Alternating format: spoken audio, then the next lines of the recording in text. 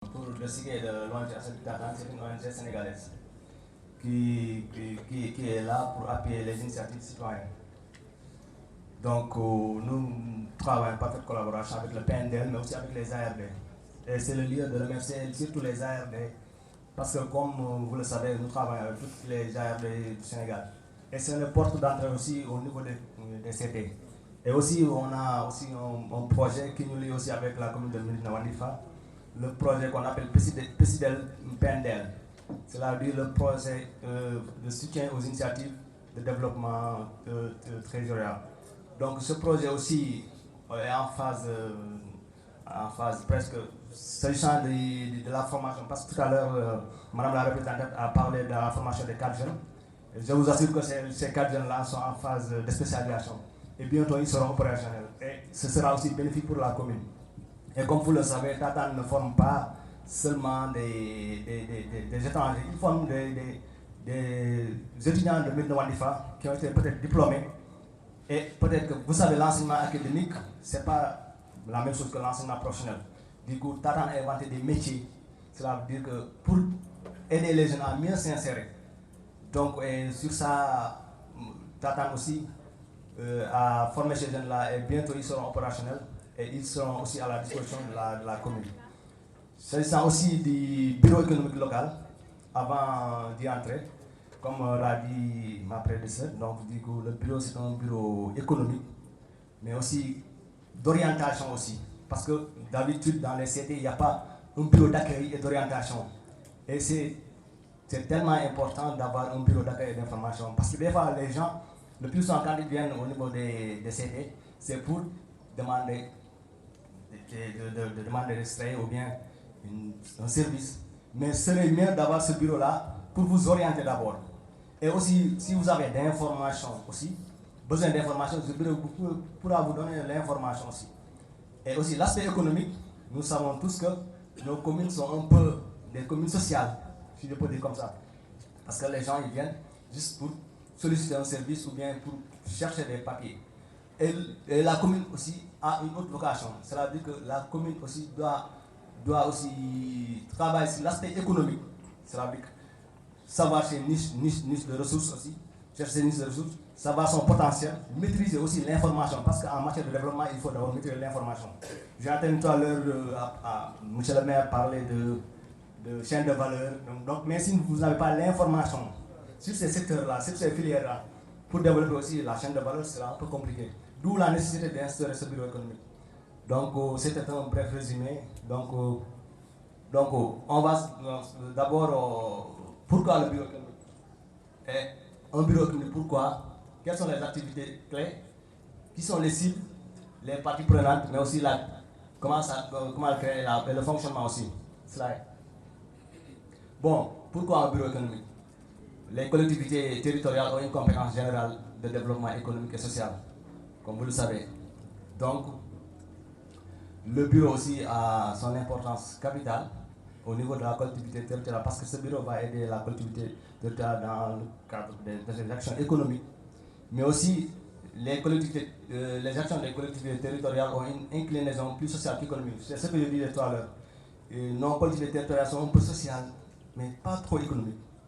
Du coup, ce bureau permettra à cette collectivité d'avoir un regard plus économique, parce que nos collectivités territoriales, parfois ils attendent toujours de l'État. Or, il y a le potentiel qui est là qu'on peut développer.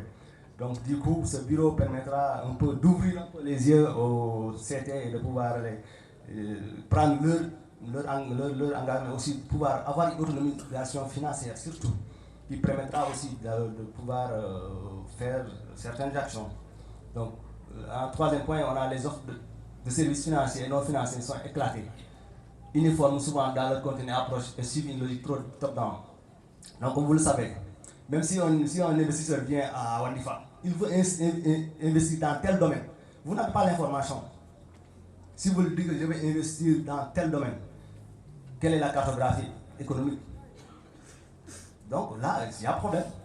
Et ce bureau vous permet d'avoir ces informations-là pour une fois que les partenaires viennent, vous serez en mesure d'orienter ces partenaires-là, voire même les donner des pourcentages, bien de leur montrer une cartographie économique. Et là, ils pourront vraiment savoir où ils vont investir. Donc, c'est pour ça que je dis que le bureau, il a son importance capitale.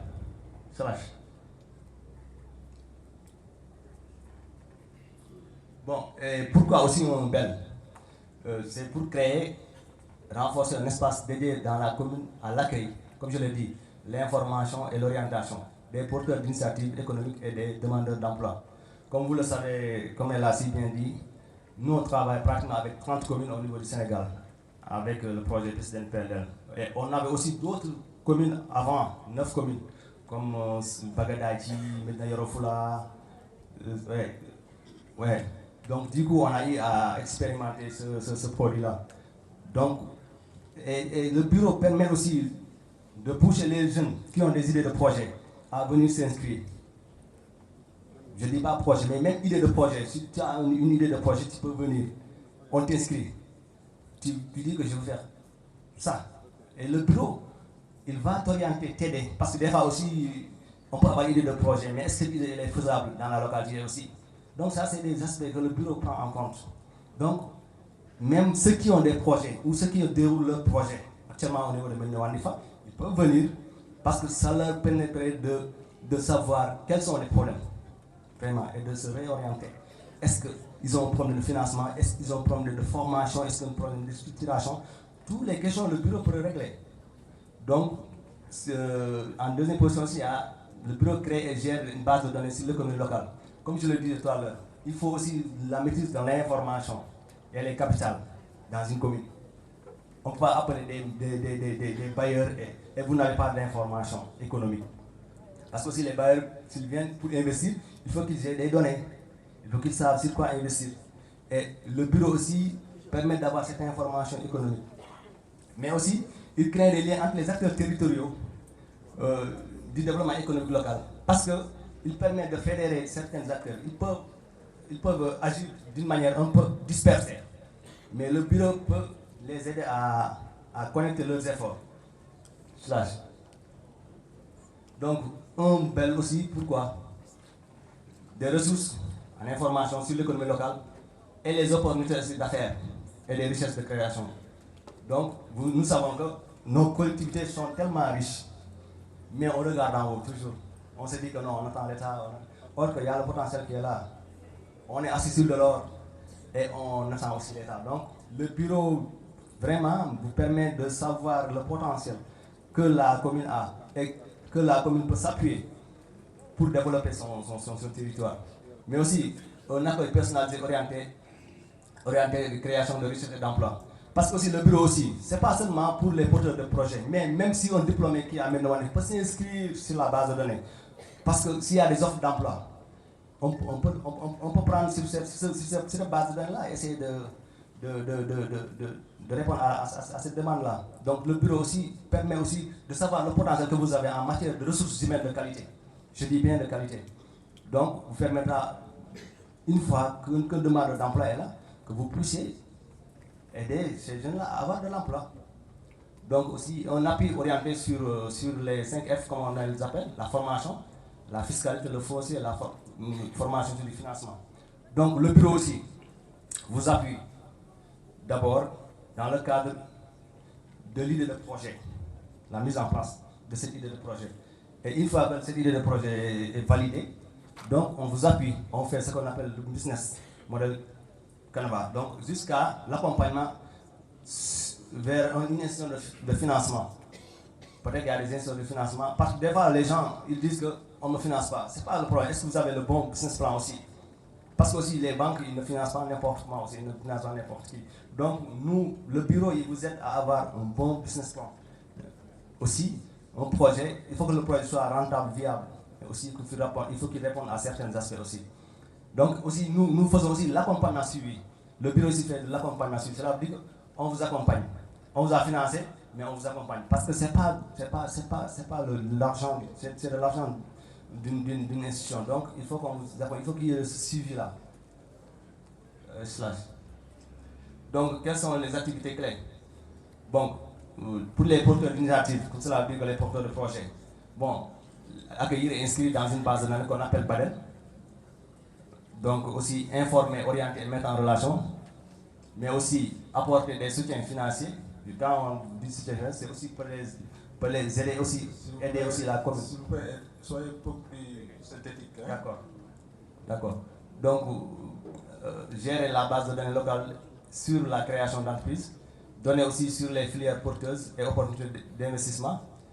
Pour les demandeurs d'emploi, accueillir et inscrire dans la base de données, informer, conseiller sur l'offre de formation professionnelle et technique, gérer les partenariats avec les sites locaux et formation professionnelle.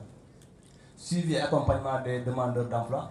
Pour le territoire, c'est mettre en œuvre un plan d'animation économique locale, recenser et gérer les fichiers sur les structures locales, mais gérer aussi une communication permanente entre la municipalité, les porteurs d'initiatives économiques et les demandeurs d'emploi. Bon, qui sont les parties prenantes aussi?